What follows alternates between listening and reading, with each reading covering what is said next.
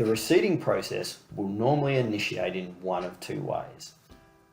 Firstly, the vendor may send you the invoice or receipt notification directly, in which case you can then initiate the receipting process via NAV, or the vendor will send the invoice directly to the AP automation email address accountspayable@ucs.com.au. If this is the case, then you may not receive notification at that time that a receipt is required. What may happen is that after receiving that in the AP automation system, the system will look and say, right, there has not been a receipt done against this PO for this invoice, therefore I need to send a notification to the purchaser.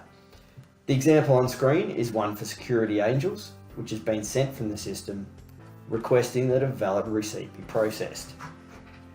The email itself comes with a copy of the invoice. This is important because during the receipting process, we not only have to check off that the goods were receipted or received in good order, but also that the amounts agree to what we are receipting. To commence the receipting process, you can either click the link, which will open the web version of NAV, or take the PO number and open the NAV web client. In this case, I'm going to go to the NAV web client and show the process of receipting the purchase order.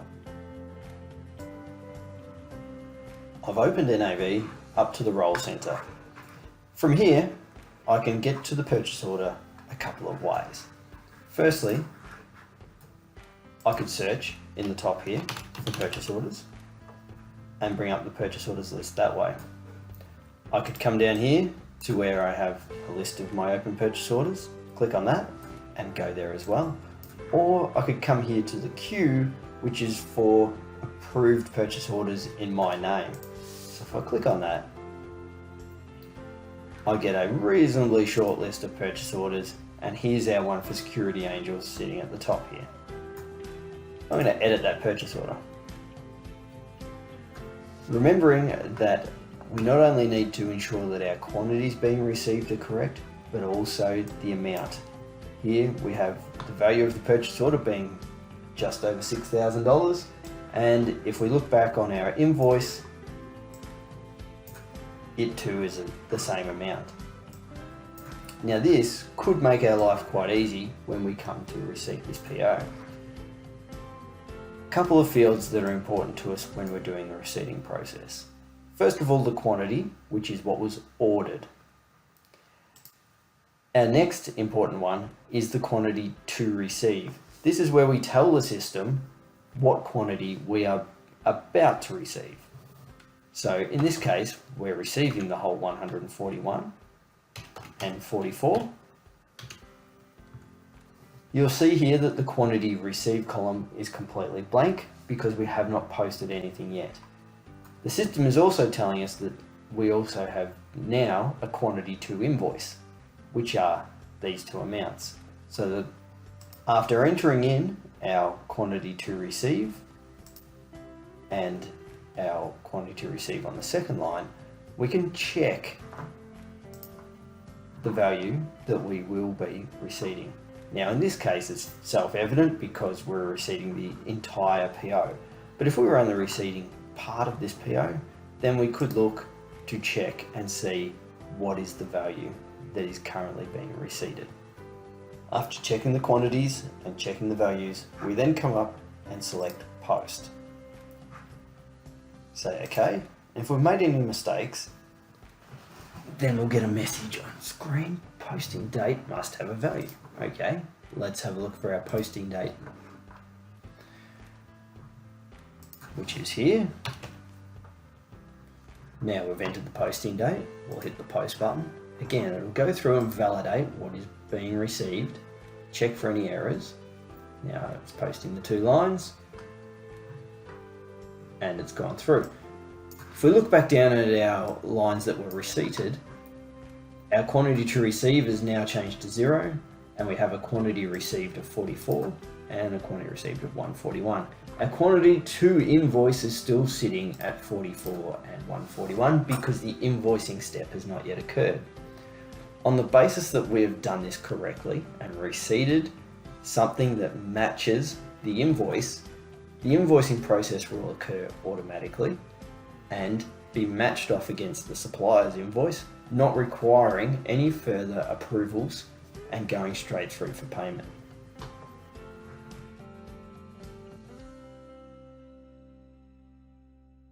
Let's now look at the example where a purchase order is being partially received.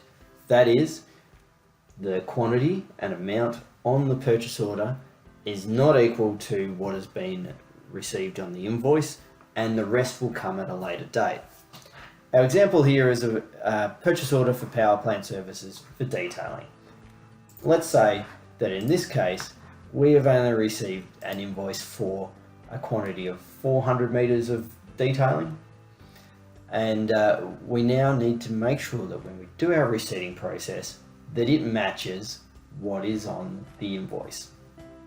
So our simplest way to do this is to enter our quantity to receive. That then updates quantity to receive and quantity to invoice. You'll notice that the amount of the purchase order doesn't change. So to check what the value is that we are receiving, we can come up here to statistics, and in the shipping area we can see that we are about to receipt $2,600 worth of detailing.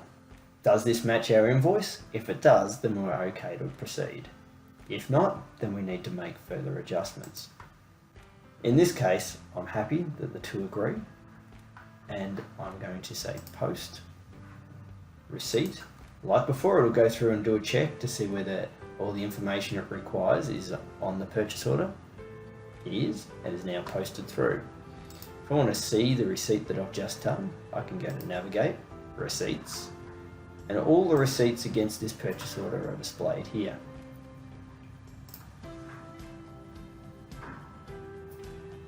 Here is our receipt for 400 meters.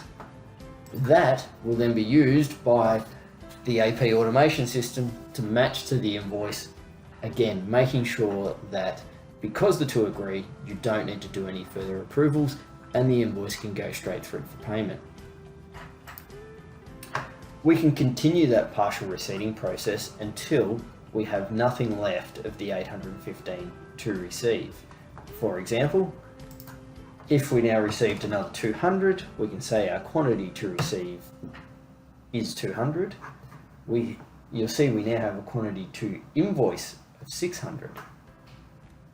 We come back, we'll check our statistics again. We should only see a value for the 200 we are receiving, and we do, 1300. And we can go through and post that receipt as well. And again, the invoicing AP automation system will go through and try and do a match on these so that then the invoice can go through automatically. If we check against the receipts in the system, we can see we now have two. If we look at the latest one, and here we have our quantity of 200 coming through.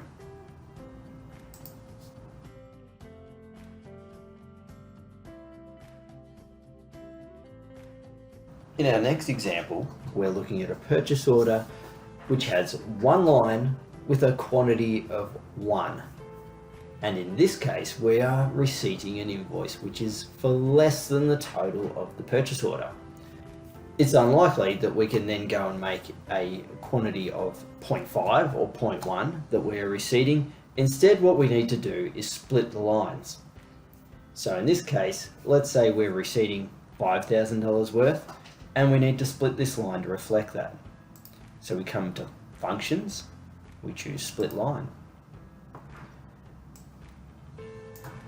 Line amount to split, let's say $5,000.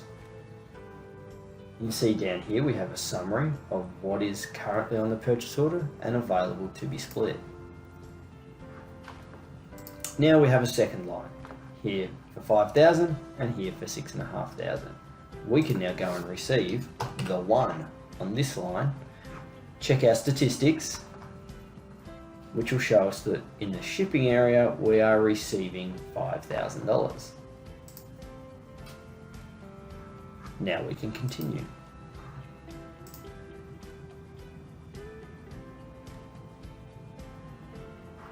quantity received is 1, quantity to invoice is 1, and the top line is still standing there as outstanding. We could go and receipt that one now as well, separate to the first one, or we could continue to split the first line. So if we say split line, it asks us how much we're going to split. This time let's take $2,000 off. We split, down to the bottom, reduced from the top one, and this time we might go and receive the top line. Again, we'll post, receive, and we now have a quantity of 1 and 1 received. If we have a look in the receipts area, we'll see that there's been 2 receipts made against this purchase order. And again, the invoicing system will then come along and match to these because the values match exactly.